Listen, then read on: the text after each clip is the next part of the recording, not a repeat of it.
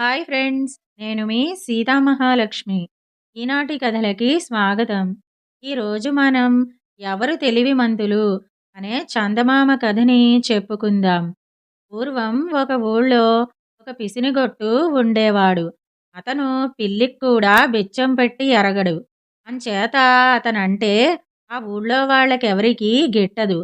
అలాంటి పిసినిగొట్టుకి పక్క ఊళ్ళో ఇంకో పిసినిగొట్టు స్నేహితుడు ఉన్నాడు. అతను ఎలాంటివాడో తెలుసా? ఎంగిలి చేతుల్ని నీళ్లతో కడుక్కుంటే చేతి చీకట వృధా పోతుందని నోటితోనే బాగా చప్పరించి శుభ్రం చేసుకునేవాడు. అతని భార్య కూడా అలాంటి రకం మనిషే. ఒకరోజు పిసినిగొట్టు పిచ్చయ్య తన సొంత పని మీద పక్క ఊరికి పోవాల్సి వచ్చింది. అక్కడ పని పూర్తయ్యాక భోజనానికి ఎక్కడికి వెళ్ళడమా అని ఆలోచించాడు. పూటకోళ్ళ ఇంటికి వెళితే డబ్బు దండగవుతుందని సరాసరి తన పిసినిగొట్టు స్నేహితుడింటికి తిన్నగా వెళ్ళాడు. పిచ్చయ్యను చూడగానే స్నేహితుడి గుండె బితుక్కుమన్నది. కాస్త ధైర్యం తెచ్చుకుని, ఏమిట్రా, ఎప్పుడొచ్చావు, ఎలా ఉన్నావు, ఏమిటి విశేషాలు అని పలకరించాడు. మరేం లేవు, నిన్ను చూడాలని బుద్ధి పుట్టింది, వచ్చాను అన్నాడు పిసినిగొట్టు పిచ్చయ్య. వచ్చిన పీడ పోయేటట్లు లేదనుకుని, మంచిదేలే, భోజనం వేళయింది, దొడ్లోకెళ్ళి స్నానం చేసిరా అని అన్నాడు పిసినిగొట్టు స్నేహితుడు. సరేనని పిచ్చయ్య స్నానం కోసం దొడ్లోకెళ్ళాడు. ఒక పూట అన్నం ఎలా పెట్టడమా అని స్నేహితుడు ఆలోచనలో పడ్డాడు. అతని భార్య కూడా అతనితో పాటు ఆలోచనలో పడి, ఏమండోయ్, నాకో ఆలోచన తోస్తోంది. అలా చేశామంటే ఆ పిచ్చయ్య చెప్పకుండా వెళ్ళిపోతాడు. నేను వంటగదిలోకి వెళ్ళి కూర్చుంటాను. మీరు ఒక తాడిమట్ట తీసుకొచ్చి నన్ను కొట్టినట్టుగా మట్టను నేలకేసి కొట్టండి.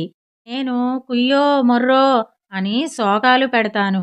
వాడు మన వ్యవహారం చూసి ఇంటిదారి పడతాడు అని చెప్పింది. భర్త సంతోషంతో, భలే చక్కటి ఉపాయం చెప్పావు.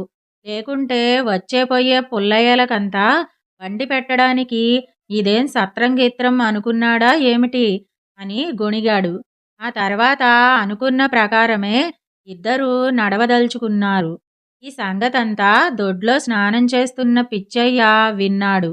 ఓరి దద్దమ్మల్లారా, నేను మాత్రం మీకన్నా తక్కువ తిన్నాను గనకనా మిమ్మల్ని వదిలిపెట్టడానికి? ఈరోజు ఎలాగైనా సరే మీ ఇంట్లో ఒక్క పూటన్నా తినకుండా వెళ్ళను. దీంట్లో నా సామర్థ్యమో మీ సామర్థ్యమో బయటపడాల్సిందే అని అనుకుని స్నానం ముగిసిన తర్వాత నేరుగా ఇంట్లోకి వెళ్ళి భోజనం కోసం కూర్చున్నాడు. పిసినిగొట్టు పిచ్చయ్య ఇంట్లోకి రావడమే తడవుగా వంటింట్లో ఉన్న స్నేహితుడు తాడిమట్ట నేలకేసి ఠపీ ఠపీమని కొడుతూ, ఇప్పటికైనా నా మాట వింటావా లేదా చెప్పు, నా స్నేహితుడికి అన్నం పెట్టమంటే కాదంటావా? చెప్పు, లేకపోతే నీ ప్రాణం తీస్తాను చూడు అని అరుస్తూ భార్యని కొట్టినట్టు పెద్ద రభస చేశాడు. ఇలా భర్త తాడిమట్టను నేలకేసి కొడుతుంటే భార్య తన్ను నిజంగా కొడుతున్నట్టు అభినయిస్తూ, అయ్యో అమ్మో, ఈ అన్యాయాన్ని విచారించేవారే లేరా? నన్ను చంపుతున్నాడే, నన్ను కాపాడే దిక్కు ఎవరూ లేరా? అయ్యో బాబో అని రాగాలు పెట్టడం మొదలుపెట్టింది. పిచ్చయ్యకి వీళ్ళ నటన తెలుసు కాబట్టి ఈ సమయంలో ఇక్కడ ఉండటం మంచిది కాదనుకుని కండువా భుజాన వేసుకుని బయటికి వెళ్ళినట్టు వెళ్ళి చప్పుడు కాకుండా దొడ్లోకి జొరబడి ఇంటి వెనక దాక్కున్నాడు. ఇంతలో స్నేహితుడు తన భార్యను పిలిచి, చూసావా, నా మంత్రం ఎంత పని చేసిందో? ఆ పీనాసి వెధవ మన గోల సహించలేక వెళ్ళిపోయాడు. ఇదంతా నా తెలివితేటలు, లేకుంటే వాడు వదిలేవాడు కాదు అని సంతోషం పట్టలేక నవ్వాడు. దీంట్లో మీరు చేసిందేముంది? మీరు కొట్టిన ఉత్తుత్తి దెబ్బలకు తగినట్లుగా నేను రాగాలు తీయకుంటే మీ తెలివితేటలు బట్టబయలైపోయేవి. మీరు కొట్టినట్టు కొట్టారు, నేను ఏడ్చినట్టు ఏడ్చాను.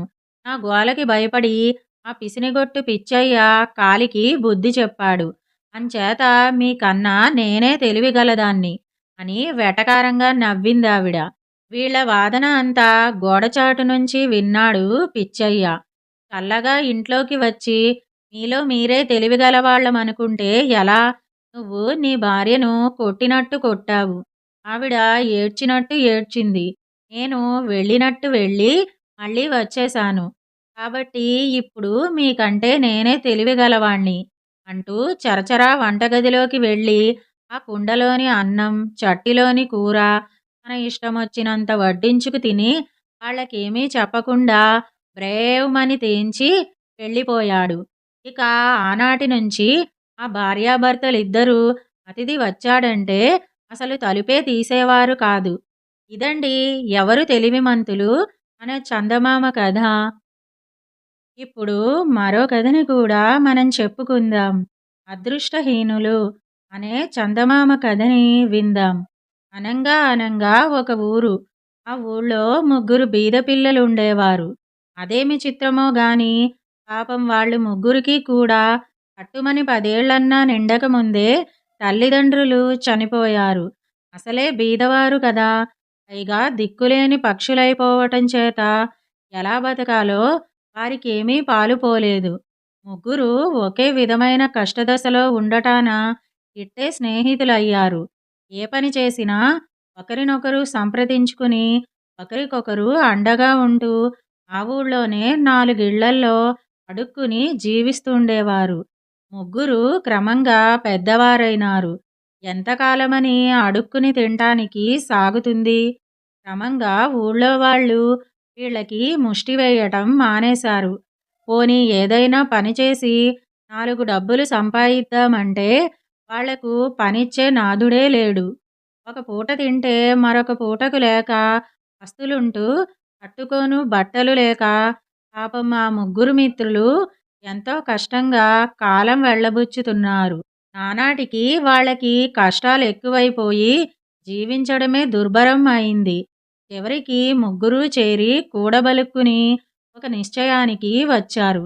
అదేమంటే ముగ్గురూ విడిపోయి ఎవరి తోవన వారు బయలుదేరి వెళ్ళి 1 సంవత్సరంలోగా ఏదైనా విద్య నేర్చుకోవాలి.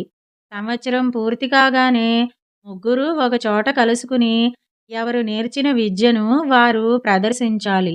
ఇక ఆయా విద్యల వల్ల వాళ్ళు జీవితం వెళ్ళబుచ్చగలగాలి.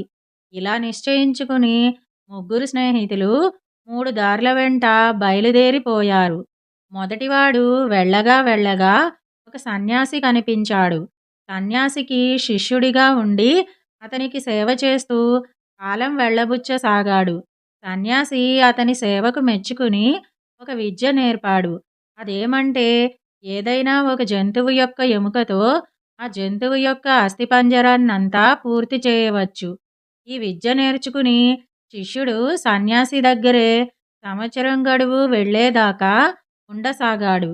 రెండోవాడు పోయి పోయి ఒక మునీశ్వరుణ్ణి దర్శించి అతని సేవ చేయసాగాడు. మునీశ్వరుడు మెచ్చి అతనికి ఒక విద్య నేర్పాడు. అదేమంటే ఏదైనా ఒక అస్థిపంజరానికి చర్మము, పంచేంద్రియాలు వచ్చేట్లు చేయవచ్చు. ఈ విద్య నేర్చుకుని రెండోవాడు కూడా సంవత్సరం గడువుకు ఎదురు చూస్తూ ముని దగ్గరే ఉండసాగాడు. ఇక మూడోవాడు నడిచి నడిచి చిట్ట చివరకు ఒక అడవి చేరుకున్నాడు. అక్కడ ఒక యోగి కనిపించాడు. తన కష్టదశనంతా యోగితో చెప్పుకుని ఏదైనా ఉపాయం చెప్పమని కోరాడు. యోగికి కూడా జాలి కలిగి ఒక విద్య నేర్పాడు. అదేమంటే ఏదైనా ప్రాణం లేని జీవికి ప్రాణం తెప్పించవచ్చు. శిష్యుడు చాలా సంతోషంగా యోగి సేవ చేస్తూ సంవత్సరం గడువుకు ఎదురు చూస్తున్నాడు. ఇట్టే సంవత్సరం గడిచిపోయింది. అనుకున్న ప్రకారం ఒకచోట ముగ్గురు స్నేహితులు కలుసుకున్నారు. నువ్వేమి నేర్చుకొచ్చావంటే నువ్వేమి నేర్చుకొచ్చావని ఒకరి విద్య ఒకరు తెలుసుకుని చాలా సంతోషించారు. ప్రత్యక్షంగా ఎవరి విద్యలను వాళ్ళు ప్రదర్శించాలని తీర్మానించుకున్నారు. మొదట అసలు ఎముక ఒకటి అవసరం గనుక ముగ్గురూ చేరి వెతగ్గా వెతగ్గా ఒక ఎముక కనిపించింది. వెంటనే మొదటివాడు తను నేర్చిన విద్య వల్ల దాని పూర్తి అస్థిపంజరాన్ని తయారు చేశాడు. వెంటనే రెండోవాడు తను నేర్చిన విద్య వల్ల దానికి మాంసము, చర్మము, పంచేంద్రియాలు కల్పించాడు. తీరా చూస్తే అదొక సింహం. ప్రాణం లేని సింహం. ఇక మూడోవాడు తను తన విద్య చూపాలి కదా! వెంటనే తను నేర్చిన విద్య వల్ల ఆ సింహానికి ప్రాణం పోశాడు. ఇంకేముంది ప్రాణం వచ్చి రావడంతోనే సింహం ఒక్క పరుగున వాళ్ళ మీదికి ఉరికి ముగ్గురిని చీల్చి చెండాడి తినేసింది. చూసారా పాపం! అదృష్టం అంటూ లేందే మనం ఎంత తన్నుకున్నా కలిసి రాదు. అదృష్టహీనులను కష్టాలు ఎప్పుడూ వెంటాడుతూనే ఉంటాయి. ఇదండి 'అదృష్టహీనులు' అనే చందమామ కథ. ఈ 2 కథలు గనక మీకు నచ్చినట్టయితే లైక్, షేర్, కామెంట్ చేయండి. మరిన్ని మంచి కథల కోసం మా ఛానల్‌ను సబ్స్క్రైబ్ చేసుకోండి. మళ్ళీ మరొక మంచి కథతో కలుసుకుందాం. అంతవరకు వింటూనే ఉండండి ఈనాటి కథలు.